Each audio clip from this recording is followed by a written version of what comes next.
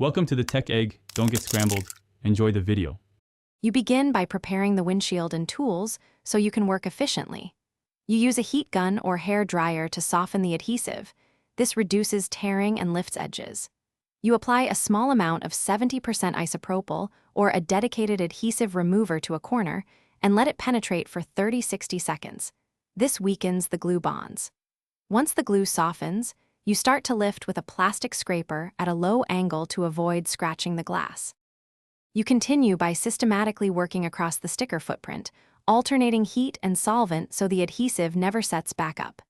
You scrape with a plastic razor at a shallow angle to shave off softened glue. This prevents gouging the glass. Make repeated passes: heat, solvent, scrape, wipe.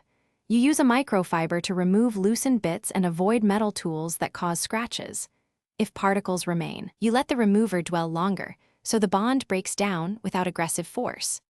You finish by thoroughly cleaning the area with glass cleaner and a dry microfiber to remove any solvent film. This restores clarity.